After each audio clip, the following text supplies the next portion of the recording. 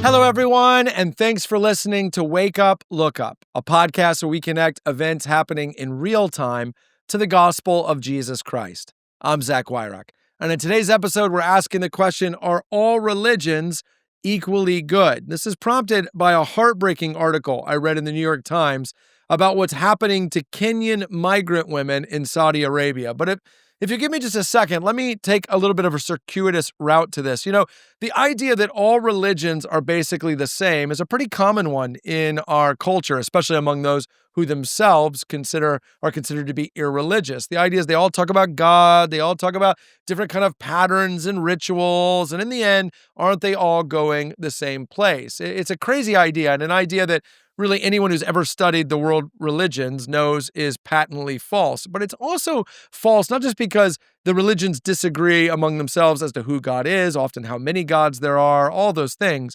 but also because all religions don't produce the same good in the world. And in this case, here's what I mean. Kenyan women are being sent to Saudi Arabia to get jobs. The thinking behind the Kenyan government working with labor agencies is that, hey, Saudi Arabia has a booming economy. There is work for you there. When the women get there, they are not given citizenship. They're left to work, but as a non-citizen. And here's the problem. Eventually, they have children in Saudi Arabia, oftentimes outside of a recognized Saudi Arabian marriage. And as a result, they are not able to leave the country with their children. They're not given birth certificates, legal status. And so they're really left to fend for themselves and to have their children be cared for only by them because the children have no rights. And the reason for this is kind of a double whammy. One is the Kenyan women are women.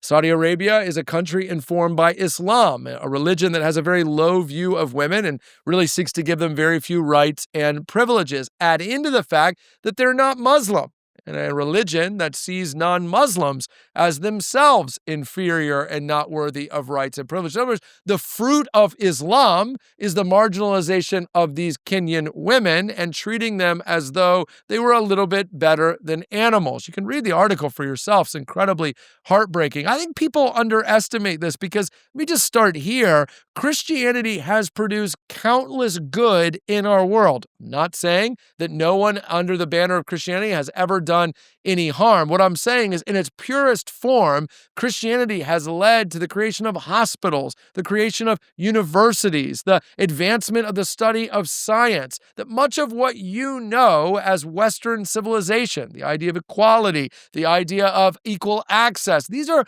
Christian concepts rooted in Christian doctrine. The fruit of the purest expression of Christianity is good. Whereas, as in the heart of Islam and Saudi Arabia, the fruit is bad. And there's a reason for that. So I'm not saying Muslims are bad. I'm saying the ideology itself is flawed. Let's just start with this. The Bible tells us that God made men and women in his own image. If you get disconnected from the biblical God, inevitably you get a world set up on power. The strong have it and the weak don't. And they write laws that way because they're not appealing to a higher source of authority that is rooted in equality. You see, in Islam, Allah likes men more than women. But in the biblical version of God, in the biblical expression of God, the one true God, men and women are made in his image. Men no more have any right to pass a law that marginalizes a woman than they have to pass a law that marginalizes another man. People are made in the image of God, and God determines the value of people. Here's the other thing, is that power, apart from the gospel of Jesus, exploits. That's its inevitable consequence. That's because people in power don't look to anyone else in power who has served them. If you grew up in the church, this idea might not seem novel to you, but it really is.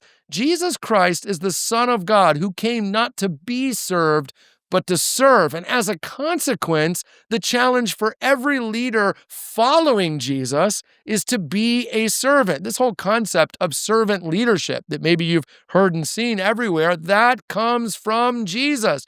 Jesus is the one who laid down his life. Well, what happens if you have God, but you don't have the expression of Jesus? You end up with a God who is himself a power-hungry, power-leveraging entity. So when you get power, you use it the way you think he does. The gospel actually counterbalances this, which is why Jesus says in Luke 11:46 to the Pharisees, you load people with burdens hard to bear. He's telling them, don't you remember that your authority is meant to be used in service to the people, to show them the love of God? You see, the problem was the Pharisees were using power to leverage themselves over and against everyone else. Jesus was going to show them, not just in his teaching, but on the cross, how wrong they were.